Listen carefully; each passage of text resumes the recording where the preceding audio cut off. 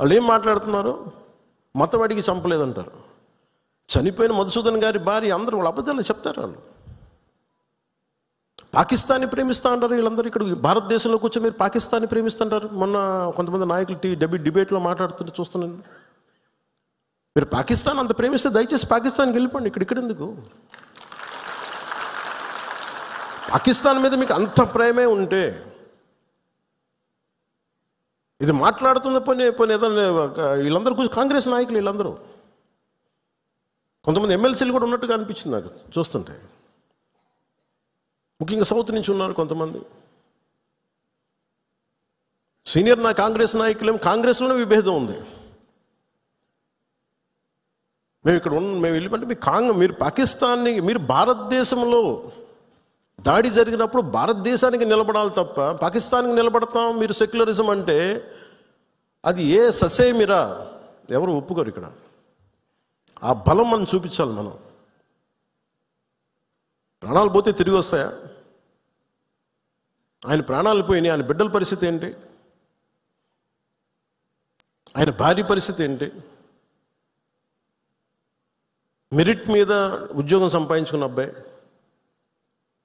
ఒకటే కంపెనీలో నిలబడి ఆ మెరిటోరియస్గా ఎదిగినవాడు. ఒకటే మాట ఆయన మా మిస్సెస్ మాట్లాడుతూ ఉన్నారు. మాకు ఏం ఆశలు లేవు సార్.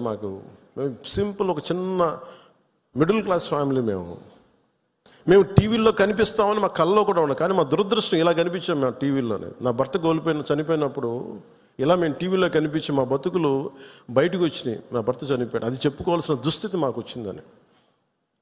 వెళ్ళినప్పుడు బిగినింగ్లో ఆవిడ నన్ను ఎంత ఒకలాగా ఒక నిష్ఠూరంగా మాట్లాడారంటే బాధపడుతున్నారు. మిమ్మల్ని అనకూడదని మళ్ళీ అన్నారు. మీరందరూ ఇస్తేనే కదా నమ్మకం. ఇది మోదీ గారి ప్రభుత్వం, ఎన్డీఏ ప్రభుత్వాన్ని కదా మేము భరోసాతో కదా మేము వెళ్ళింది. మేము కాశ్మీరు ఇన్ని కోట్ల మంది వెళ్ళారని మీరు అందరూ చెప్తేనే కదా మేము వెళ్ళాం కాశ్మీరు. మమ్మల్ని ఇలా పెట్టేశారు ఏంటి అనేది ఆవిడ మాట్లాడుతుంటే ఆవిడ నాలో ఇప్పుడే ఒక ఆర్టికల్, ఇప్పుడే ఒక న్యూస్ చూస్తున్నా. పవన్ కళ్యాణ్ గారు అంటే కుషోన్స్ అవుతున్నా సరే, అవకాశం వచ్చింది, మీడియాతో మాట్లాడే అవకాశం లేదు కాబట్టి మీ సమక్షంలో చెప్తున్నా కార్యకర్తలు. పవన్ కళ్యాణ్ గారు కాంగ్రెస్ పార్టీ పాకిస్తాన్ సపోర్ట్ చేస్తే పాకిస్తాన్ పోమని చెప్పేటువంటి డైలాగ్ పుట్టింది. పవన్ కళ్యాణ్ గారికి నేను ఒకటి చెప్పదలుచుకున్నా. పవన్ కళ్యాణ్ గారు మీరు డిప్యూటీ సరే మొట్టమొదటిసారి ఎమ్మెల్యే, మీకు మంచి అవకాశం వచ్చి డిప్యూటీ సీఎం అయ్యింది. ఇది సినిమా కాదు, స్క్రిప్ట్ రాసిస్తే చదువుకోనికి. నువ్వు ఒక ఉప ముఖ్యమంత్రి అంటే ఒక స్థాయి ఇచ్చింది, స్థాయికి తగ్గట్టు మాట్లాడాలి. ఎవడో స్క్రిప్ట్ రాసిస్తే చదువుడు, లేకపోతే ప్రధానమంత్రిని నువ్వు కృషి చేయాలనుకుంటే ఇంకేదైనా ప్లాట్ఫామ్ మీద పోయి రాజకీయాలు బంద్ చేసి సినిమా తీసి నంగనారావు తీసినట్టు 2 సినిమాలు తీసి ఆయన ప్రసన్నం చేస్తాం.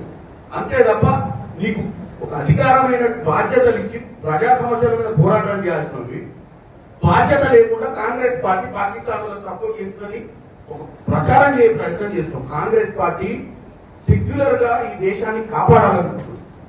పాకిస్తాన్ కాదు, ఇక్కడ ఉన్నటువంటి కుల మతాలకు అతీతంగా కాంగ్రెస్ పార్టీ అందరినీ ఒక పట్టున బతికేయాలనుకుంటుంది. పవన్ కళ్యాణ్ గారు మీ నాయకుడు ఎవరినైతే ప్రసన్నం చేస్తున్నారు నరేంద్ర మోడీ లెక్క కుల మతాల మధ్యన చిచ్చు పెట్టే ప్రయత్నం చేస్తలేదు. నీకు వాస్తవంగా నిలదీసే నరేంద్ర మోడీ ఎన్ని రోజులైంది? నలుగురు వచ్చి ముష్కరు కాల్చిపోతే నలుగురిని పట్టుకునే దమ్ము ధైర్యం లేక పిట్టకథలు ఎప్పుడో తిరుగుతుంది. ఏం ఇంటెలిజెన్స్ నడుస్తుంది దేశంలో?